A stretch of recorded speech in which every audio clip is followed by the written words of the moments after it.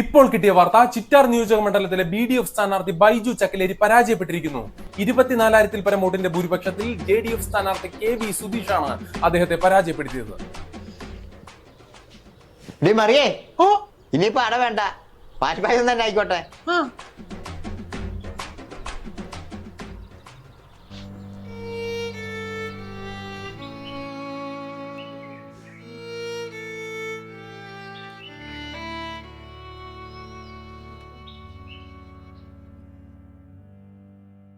എന്തായിരുന്നു മിണ്ടാത്തെ? എന്തുകൊണ്ട് തോൽവി സംഭവിച്ചു എന്ന് പാർട്ടി പരിശോധിക്കണം. ഇവിടെ ശരിക്കും നമ്മൾ തോറ്റതല്ല, വിജയം അകന്നു നിന്നാണ്. അങ്ങനെയാണെങ്കിൽ വിജയം എന്തുകൊണ്ട് അകന്നു നിന്നു? അതാണ് എന്റെ ചോദ്യം. അതിനെപ്പറ്റി കൂടുതൽ സംസാരിക്കാനായി നമ്മുടെ താത്വിക ആചാര്യനും പാർട്ടി സെക്രട്ടറിയുമായ ശ്രീമാൻ മംഗളശീലം മാഷെ ക്ഷണിച്ചുള്ളൂ.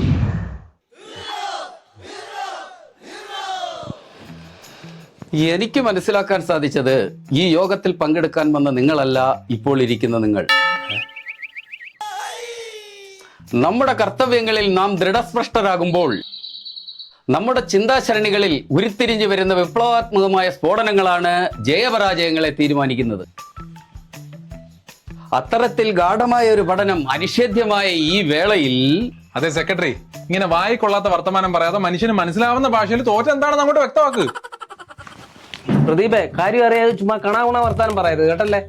അത് തന്നെ എനിക്കും പറയാനുള്ളത്. ജനകീയനല്ലാത്ത ഒരാളെ സ്ഥാനാർത്ഥിയാക്കിയപ്പോ ജനം അയാളെ തള്ളി. അല്ലാതെ ഇതിനകത്ത് വേറെ താത്വിക അവലോകനത്തിന്റെ കാര്യമില്ല. ആരാണ് ജനകീയല്ലാത്ത? ഈ മണ്ഡലത്തിലെ എല്ലാ ജനങ്ങളെയും കയ്യിലെടുക്കാൻ എനിക്ക് പറ്റിയിട്ടുണ്ട്. ആൾക്കൊന്നിന് 5,000 കൊടുത്തിട്ടല്ലേ, എന്നിട്ട് ഇപ്പൊ എന്തായി? എന്താകാൻ? ആകാശിന്റെ 3/4 ഭാഗവും നമ്മുടെ കൂട്ടത്തിലുള്ളവർ എന്നല്ലേ മുക്കി. അതിൽ ഈ സെക്രട്ടറി കൺവീനർ ഉണ്ടെന്നൊരു കറക്കമ്പി ഉണ്ട്.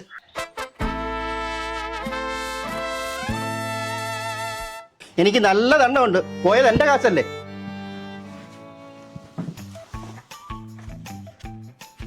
കാശ് പോയതോ പോയി, എന്നിട്ട് ജയിച്ചോ? അതും ഇല്ല. ഞാൻ അപ്പോഴേ പറഞ്ഞല്ലയോ ആ ഇടിച്ചക്ക ചിഹ്നത്തിലൊന്നും മത്സരിക്കണ്ടെന്ന്. അതിനെന്ത്, ചക്കലേരി ഇപ്പൊ കൂടച്ചക്ക പരുവായില്ലേ?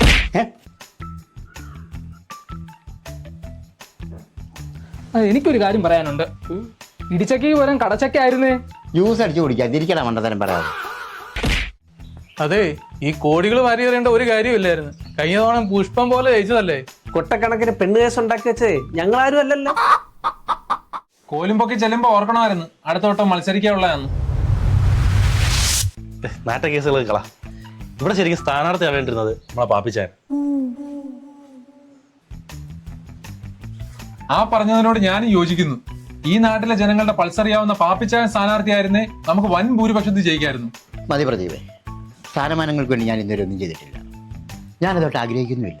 എന്നിട്ടായിരിക്കും സ്ഥാനാർത്ഥിയെ പ്രഖ്യാപിച്ചപ്പോ തലയിറങ്ങി വീണത്. അത് പിന്നെ ഷുഗർ കാരണം. പോസ്റ്റ് അടിച്ചതും ഷുഗർ ആയിരിക്കും അല്ലയോ?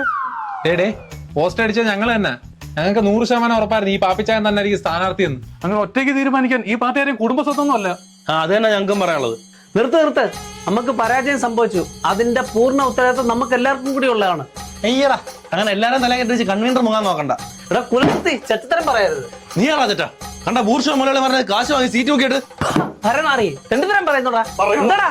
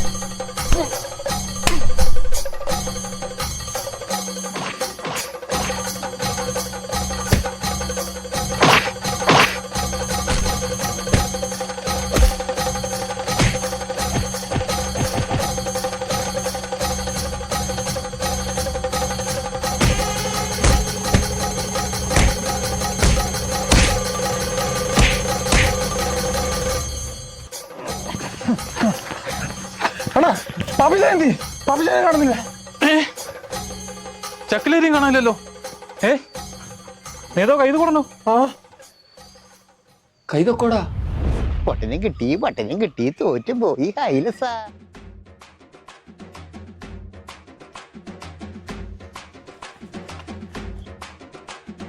ഓടി തളർന്നല്ലേ? പിന്നെ എന്നാ നമുക്ക് ഓരോന്ന് പിടിപ്പിച്ചാലോ?